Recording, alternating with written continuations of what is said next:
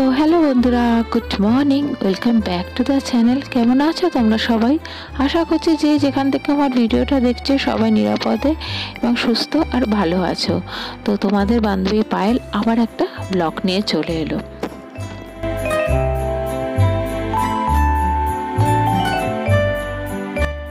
আশা বা অনুরোধ রাখবো ভিডিওটা না স্কিপ করে তোমরা সবাই দেখবে।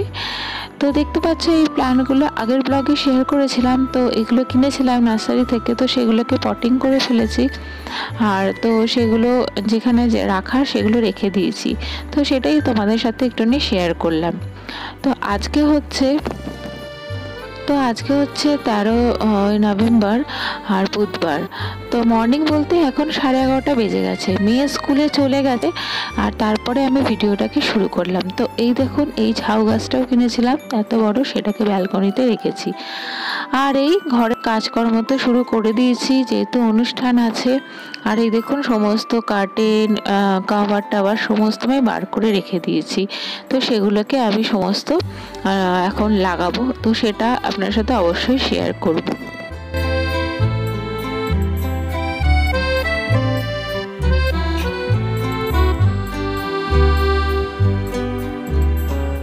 আর সকাল থেকে তো সেরকম কিছুই আপনার সাথে শেয়ার করিনি, বললাম এখন থেকে আমি ভিডিওটা শুরু করেছি। আর হাজব্যান্ড এই মাছ বাজারে গেছিলো, মাছ নিয়ে এসছে, তো মাই ধুয়ে রেখেছে। আর জন্মদিনে কি করব না করব সেই মাছটা আলাদা করে রাখছে। তো সেই জন্য আর মেয়ের রান্নাবান্না তো আমিই করব। আর আজকে লাঞ্চে দেখুন নিয়েরে মাছ করেছি, যেটাকে লটিয়া মাছ বলে, ঝুরঝুরে। আর করেছি বেগুন ভেজেছি, উচ্ছে আলু ভেজেছি, আর হচ্ছে ডাল করা আছে। আর ডাল আমি করলে একটু বেশি করে রাখি, আর যেহেতু আম দিয়ে টক ডাল করেছি তো সেই জন্য বেশি আগের দিন করেছিলাম, করে রেখে দিয়েছি। সেটা ফ্রিজে আছে, পরে গরম করব। তো এখন চলে এসেছি ঘর ধরে কাজকর্ম করতে। এখন দেখুন 11:30 বলেছিলাম, সরি, এখন ঘড়িতে কিন্তু এই 11:05 বাজে। মেয়ে তো 11টা বাজতে 10 মিনিট বা 5 মিনিট আগে তখন বেরিয়ে যায়। তো বেরিয়ে গেছে, হাজব্যান্ড নিয়ে গেছে, মানে হাজব্যান্ড তো স্কুলে নিয়ে যায়, ও নিয়ে গেছে, আমি আনতে যাব।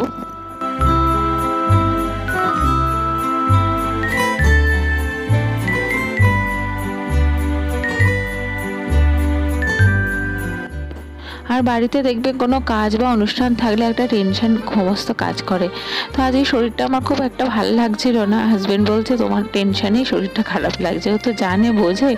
তো সেই জন্য একটা তো টেনশন থেকেই যায় যতক্ষণ না কাজটা ঠিকঠাক হচ্ছে বা কি হবে না হবে সব কিছুই দিক দিয়ে। তো এখন আমি ক্লিনিং করছি। ক্লিনিং মোটামুটি অর্ধেকটা করা হয়ে গেছে, আর কিছুটা বাকি আছে, ক্লিনিং করছি। আর সমস্ত ঘরের কার্টেনগুলো চেঞ্জ করে নেবো, কেন আজকে ওয়েডনেসডে করে নিচ্ছি, আগের দিন হালকা ফুলকা কাজ রাখবো। কেন সব একসাথে করলে কি বলুন তো, শরীরের উপরেও একটু চাপ পড়ে যায়, আর তখন তাড়াহুড়ো সব কিছু দিক দিয়ে। আর ঘরের তো শুধু এই কাজই থাকে না, তার সাথে রান্না বান্না আছে, মেয়েকে স্কুলে আনতে যাব, তার পড়ানো সব কিছু আছে। তাও হাজব্যান্ডের অফিস এখন ওয়ার্ক ফ্রম হোম বলে ও কিছুটা একটু সময় দিতে পারছে মেয়ের পড়ার দিকে। কেন মেয়েদের তো 22 থেকে এক্সাম, তার আগেই প্র্যাকটিক্যাল শুরু হয়ে যাবে। তো এই বাড়িতে অনুষ্ঠান হলে কি হবে, ওর এক্সামটাও তো আছে, সেটাকেও মাথায় রাখতে হবে। সব কিছু চিন্তা ভাবনা করেই আমাদের এগোতে হয়।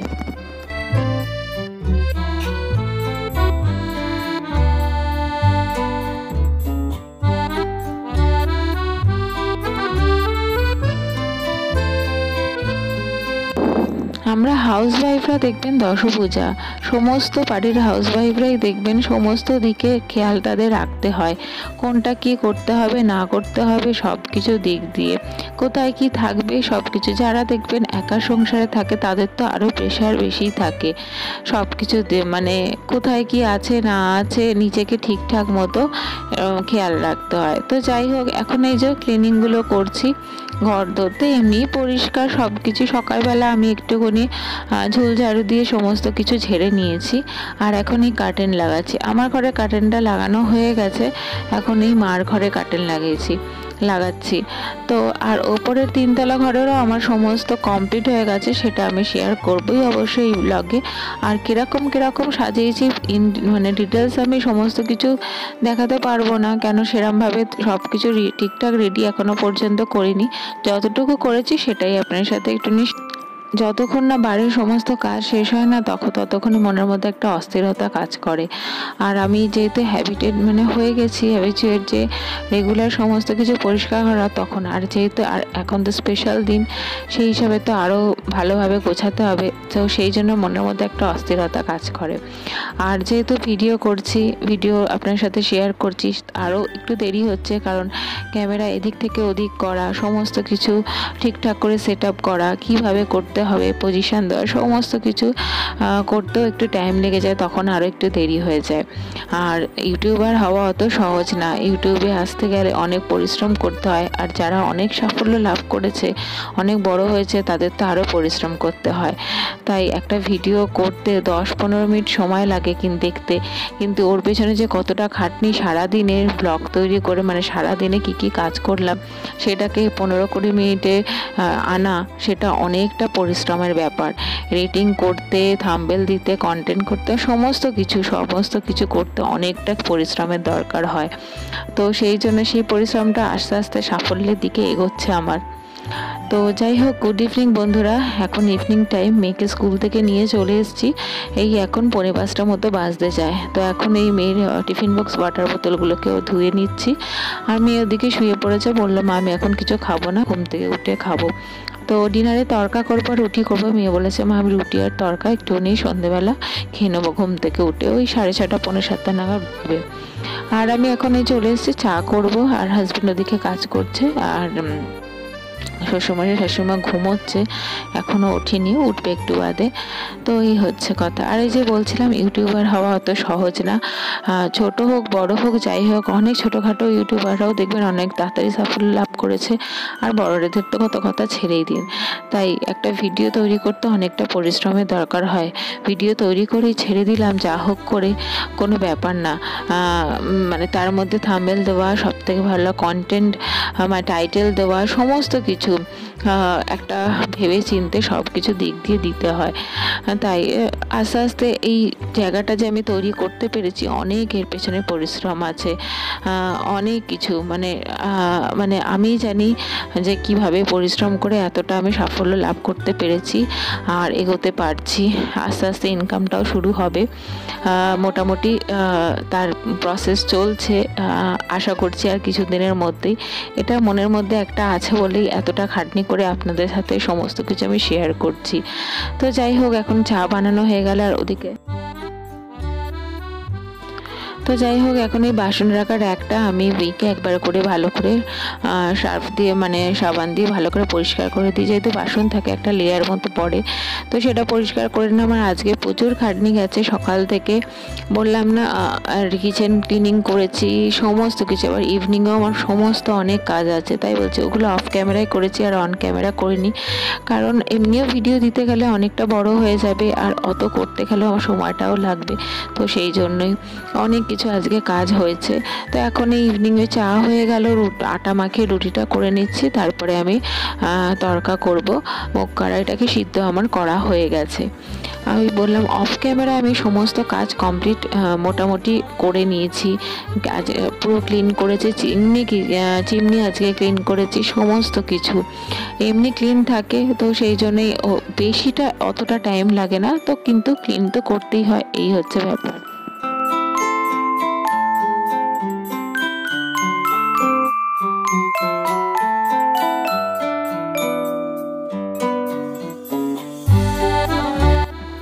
তো এখন এই চা খাবো, রুটিটা হয়ে গেছে, হাজব্যান্ড বললো চা নিয়ে আসো, তো চাটা খেয়ে নেবো, লিকার চা এখন খাবো, তারপরে পরে দুধ চা খাবো। আমি রান্না বান্না করে নিয়ে তারপর অনেক হিউজ কাজ আছে। তো কার্টেনগুলো দেখতে পাচ্ছেন, ওপাশে আমার ওদিকটা গ্রিন লাগিয়েছে, মার এদিকটা লাগিয়েছে, ডাইনিং পেজ মার ঘরে হচ্ছে ইয়েলো কম্বিনেশনে, আমারটা গ্রিন আর হোয়াইট কম্বিনেশনে, অফ হোয়াইট। আর মেয়ে এদিকে ঘুমোচ্ছে, আর দেখুন না সমস্ত পুতুলপত্র নিয়ে সমস্ত ঘুমোচ্ছে। তো যাই হোক, এখন কিচেনে চলে এসেছি, আবার এখন ওই তড়কা করব, জাস্ট নর্মাল যেরকম করে সিম্পল আমি যে প্রসেসে করছি সেটাই আপনার সাথে শেয়ার করছি। আর তড়কা তো নর্মালি সবাই জানেন, আর আমি না দোকানে তড়কাটা কিনে পছন্দ করি না খাওয়াটা, বাড়িতেই প্রেফার করি বানানোর। কেন, দোকানে অতটা ভালো হয় অবশ্য, টেস্ট হয়, কিন্তু প্রচণ্ড তেল, প্রচণ্ড একটুখানি গ্রেভি হেভি টাইপের হয়। তো সামান্য তড়কা, তো তড়কা চানা মশলা আমি এগুলো ঘরেই প্রেফার করি। যখনই বলে যে আনার কথা আমি বলি না, আমি বাড়িতেই বানাবো, আমার যেন ওটাতে বেশি ভালো হয় খেতে, আমার যেন বেশি ভালো লাগে। আর তো বাড়ির সবাই তো পছন্দই করে, তো সেই জন্যই নর্মাল আমি যেরকম এগ তড়কা করে সেরকমই করছি।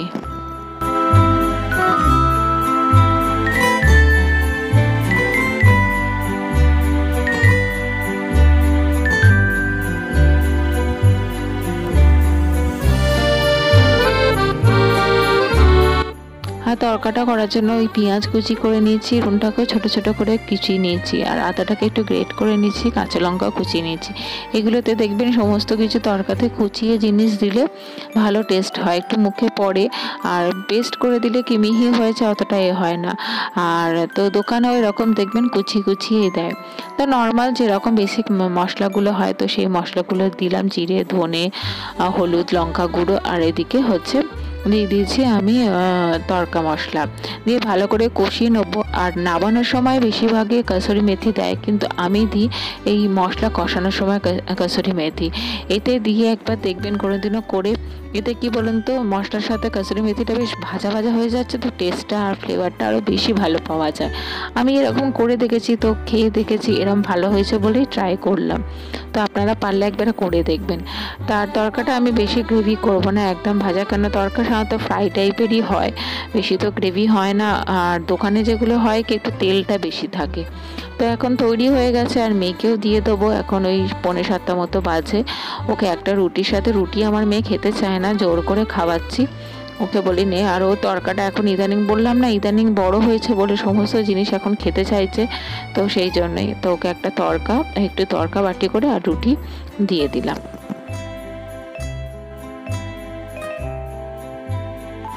তো গুড মর্নিং বন্ধুরা, এটা চিলড্রেন্স ডে এর দিন, বৃহস্পতিবার দিন সকালবেলা ভিডিওটা শ্যুট করছি। মেয়ে স্কুলে যাচ্ছে, ওদের চিলড্রেন্স ডে সেলিব্রেশন আছে স্কুলে। আজকে ড্রেস কোড হচ্ছে জিন্স আর টি শার্ট পরেই যেতে বলেছে সবাইকে, গার্লস বয়েজ সবাইকে, আর স্নিকার্স মানে শুটা যেটা, তো সেটা পরেই যাচ্ছে। এখন 11টা বাজে, ও এখন বেরিয়ে যাচ্ছে। এখন থেকে আবার ভিডিওটাকে শুরু করলাম, আর দেখছেন বেশ ভালো লাগছে ওকে।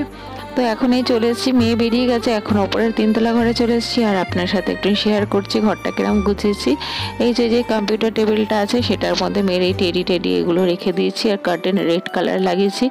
আর যে ডেকোরেশনের বার্থডে যে ডেকোরেশনে সব সাজাবে, তো তিনি রেখে গেছেন এগুলোই, বেলুন সাজানোর মেশিন, বেলুন, তারপরে আরও কি সব দিয়ে সাজাবে, এই যে সব জিনিসগুলো দিয়েছে, তো সেগুলো রেখে গেছে। কালকে সকালে মানে ফ্রাইডে সকালে আসবে, এসে এগুলো সাজাবে।